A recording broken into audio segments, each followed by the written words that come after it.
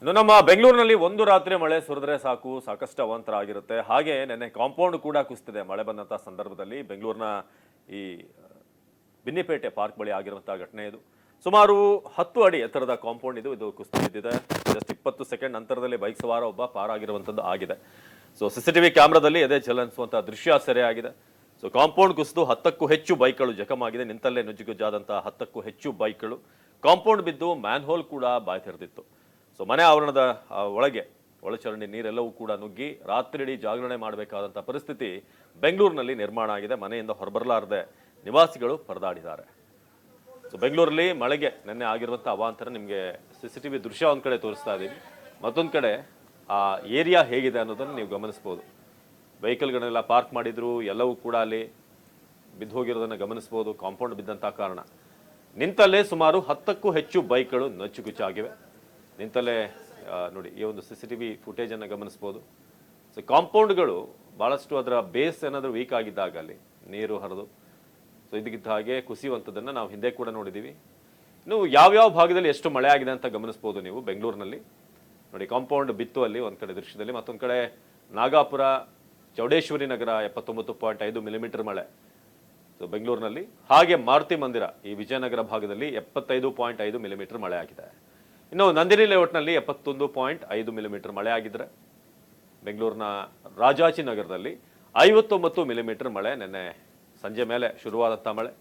ಇನ್ನು ನಾಯಂಡಹಳ್ಳಿ 46 ಮಿಲಿಮೀಟರ್ ಮಳೆ ಆಗಿದೆ ಈ ಭಾಗದಲ್ಲಿ, ಮೈಸೂರು ರಸ್ತೆಯಲ್ಲಿ.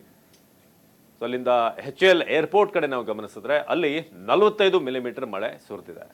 ಹಾಗೆ ವಿದ್ಯಾರಣ್ಯಪುರದಲ್ಲಿ ಕೂಡ 45 ಮಿಲಿಮೀಟರ್ ಮಳೆ. ಬೆಂಗಳೂರಿನ ಬಹುತೇಕ ಎಲ್ಲಾ ಭಾಗದಲ್ಲೂ ಕೂಡ 4 ದಿಕ್ಕಿನಲ್ಲೂ ಕೂಡ ನಿನ್ನೆ ಮಳೆ ಆಗಿದೆ. ಪುಟ್ಟೇನಹಳ್ಳಿಯಲ್ಲಿ 42.5 ಮಿಲಿಮೀಟರ್ ಮಳೆ. ಹಾಗೆ ರಾಜರಾಜೇಶ್ವರಿ ನಗರ 42.5 ಮೀಟರ್ ಮಳೆ ಅಲ್ಲಿ ಆಗಿದೆ. ಇನ್ನು ರಾಜಮಹಲ್ನಲ್ಲಿ ಕೂಡ 42.5 ಮಿಲಿಮೀಟರ್ ಮಳೆ ಆಗಿದೆ.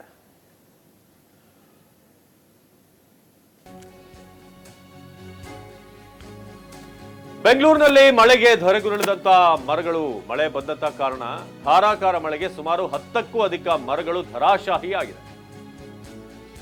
ಬೆಂಗಳೂರು ದಕ್ಷಿಣ ವಲಯದಲ್ಲಿ ಸಾಕಷ್ಟು ಮರಗಳು ನೆಲಕ್ಕುರುಳಿವೆ. ಮರಗಳು ಬಿದ್ದು ಹಲವು ಕಾರು, ಆಟೋ, ಬೈಕ್ಗಳು ಎಲ್ಲವೂ ಕೂಡ ಜಖಮಾಗಿವೆ.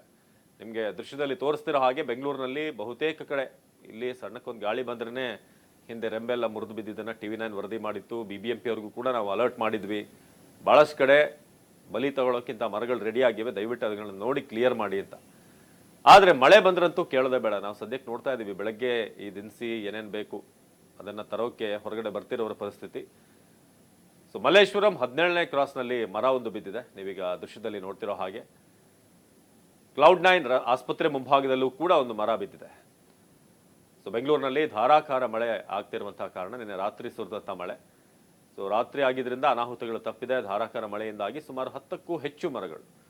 ಸೊ ಇದೀಗ ನೀವು ನೋಡ್ತಿರೋ ಹಾಗೆ ಮಳೆ ಈಗ ಕೆಲವೊಂದಷ್ಟು ರಸ್ತೆಗಳನ್ನು ಬ್ಲಾಕ್ ಮಾಡಿದೆ. ಸೊ ನೀರನ್ನ ಅಲ್ಲಿಂದ ತೆರವುಗೊಳಿಸುವಂಥ ಕೆಲಸದಲ್ಲಿ ಈಗ ಸಿಬ್ಬಂದಿ ಮುಂದಾಗಿದ್ದಾರೆ. ಸೊ ಹಲವಾರು ಕಾರು, ಬೈಕ್, ಆಟೋ ಎಲ್ಲವೂ ಕೂಡ ಜಖಮಾಗಿರೋದು. ಮಲ್ಲೇಶ್ವರಂ 17ನೇ ಕ್ರಾಸ್ನಲ್ಲಿ ಒಂದು ದೊಡ್ಡ ಮರ ಬಿದ್ದಿರುವಂತಹ ಕಾರಣ ಅಲ್ಲಿ ವಾಹನ ಓಡಾಟಕ್ಕೂ ಕೂಡ ಸಮಸ್ಯೆ ಆಗ್ತಾ ಇದೆ. Cloud9 ಆಸ್ಪತ್ರೆ ಮುಂಭಾಗದಲ್ಲಿ ಬಿದ್ದಿರುವಂತಹ ದೊಡ್ಡ ಮರ. ಇನ್ನು ನೀರು ಲಾಗ್ ಆಗಿ ಬಹಳಷ್ಟು ಕಡೆ ಸಂಚಾರಕ್ಕೆ ಕೂಡ ಸಮಸ್ಯೆ ಆಗ್ತಿದೆ. ಅಪಾರ್ಟ್ಮೆಂಟ್ಗಳ ಬೇಸ್ಮೆಂಟ್ಗಳಲ್ಲಿ ನೀರು ನುಗ್ತಾ ಇದೆ.